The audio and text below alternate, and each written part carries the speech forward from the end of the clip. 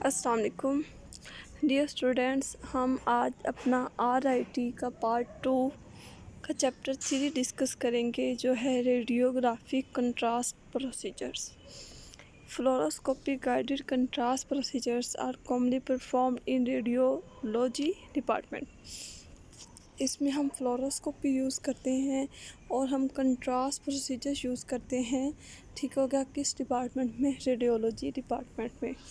It requires a tilting table, dedicated fluoroscopic units with the spot film device। इसमें हमें tilt table चाहिए होता है, फ्लोरोस्कोपी चाहिए होती है, ठीक हो गया, और एक फिल्म डिवाइस चाहिए होती है।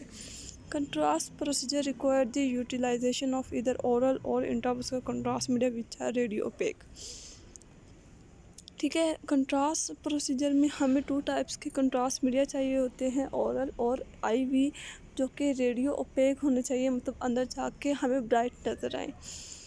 High KV techniques is employed when barium is use. हम एक बहुत हाई KV देते हैं, जो कि बेसिकली हमें क्वांटिटी बताती है, क्वालिटी बताती है एक्सरे की, इमेज की हमने देनी है जब हम बेरियम को यूज़ करते हैं। A very important point while performing fluoroscopy contrast procedures is radiation protection। जब हम फ्लोरोस्कोपी कंट्रास्ट प्रोसीजर परफॉर्म कर रहे हैं तो हमें उसमें सबसे मेन जो इम्पोर्टेंट पॉइंट है वो हमने रेडिएशन प्रोटेक्शन को देखना है कि हमने किस तरह रेडिएशन से प्रोटेक्शन देनी है। Fluoroscopy should be performed within full radiation protective measures and for the minimum time which is essentially required। जो हमने फ्लोरोस्कोपी परफॉर्म करनी है उसको हमने बिल्कुल रेडिएशन प्रोटेक्टिव मेजर के साथ करना है, ठीक हो गया, और मिनिमम टाइम रखना है ताकि हम इससे सेफ रह सकें।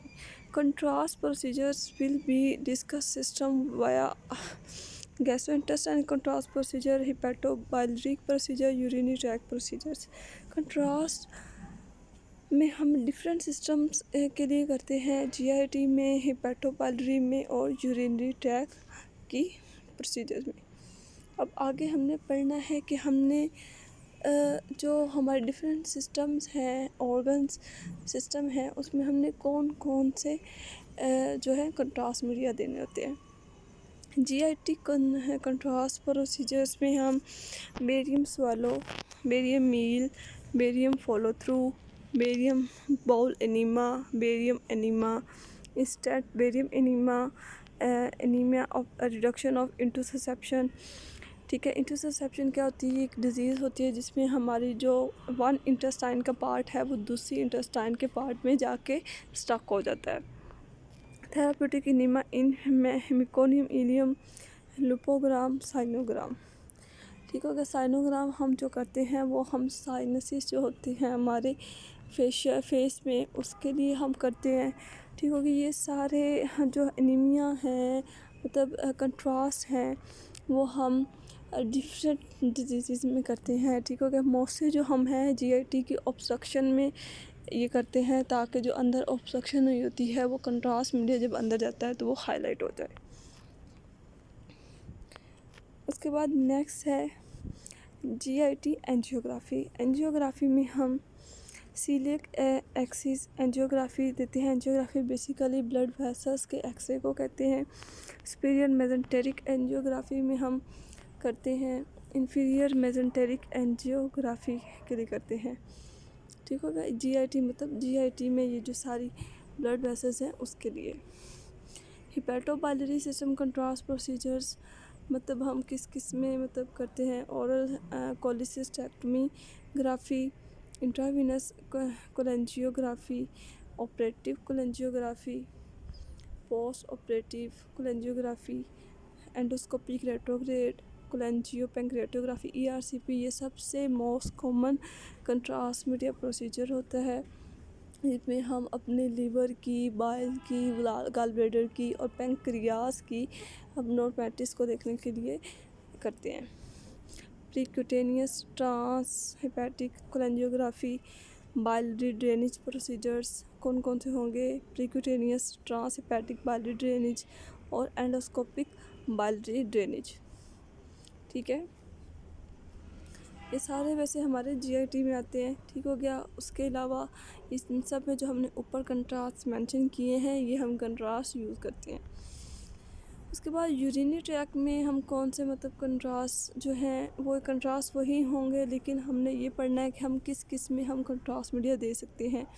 एक्सक्रीशन यूरोग्राफी, ठीक है क्या, इंट्रावीनस यूरोग्राफी, एंटीग्रेड पाइलोग्राफी और मिस्चुरेटिंग सिस्टो इथ्रोग्राफी, असेंडिंग यूरेथ्रोग्राफी, रेट्रोग्रेड पाइलोयूरेथ्रोग्राफी, परक्यूटेनियस नेफ्रोस्टोमी। उसके बाद है आर्ट्रियोग्राफी, रीनल आर्ट्रियोग्राफी, वीनोग्राफी। आर्ट्रियोग्राफी से मतलब है आर्टरीज को देखने के लिए, वीनो का मतलब होता है वेन्स देखने के लिए। इसके अलावा फीमेल में हम हिस्टेरोसल्फिंजियोग्राफी करते हैं, जो मोस्टली हम फेलोपियन ट्यूब्स को देखने के लिए करते हैं कि अगर वो उसमें कोई ब्लॉकेज हो गई है तो उसको देखने के लिए करते हैं। ऑप्थेल्मोलॉजिकल कंट्रास्ट प्रोसीजर हम मोस्टली आइज़ के लिए यूज़ करते हैं, जिसमें सबसे मेन है डेक्रोसिस्टोग्राफी। ये बेसिकली हमारे जब लैक्रिमियल जो हैं डक्ट्स हैं वो अगर उसमें ऑब्स्ट्रक्शन हुई हो तो हम उसको देखने के लिए करते हैं। स्लाइवरी ग्लैंड प्रोसीजर में हम सैलोग्राफी करते हैं। मस्कुलर कंट्रास्ट प्रोसीजर्स और कॉमन आर्ट्रियोग्राफिक्स परफॉर्म्ड हम कौन कौन से करते हैं। एंजियोकार्डियोग्राफी करते हैं हार्ट में, ठीक हो गया। Carotid angiography, coronary angiography, head and neck arteriography और pulmonary arteriography, ascending aortography, translumbar aortography, cerebral angiography, renal arteriography, coeliac arteriography और superior mesenteric arteriography, inferior mesenteric arteriography. इसके बाद वीनोग्राफी में कौन से आएंगे, central venography, peripheral venography. Okay ji, ये हमारा टॉपिक कंप्लीट हुआ। नेक्स्ट हम आगे फर्दर डिस्कस करेंगे। ओके, अल्लाह हाफिज़।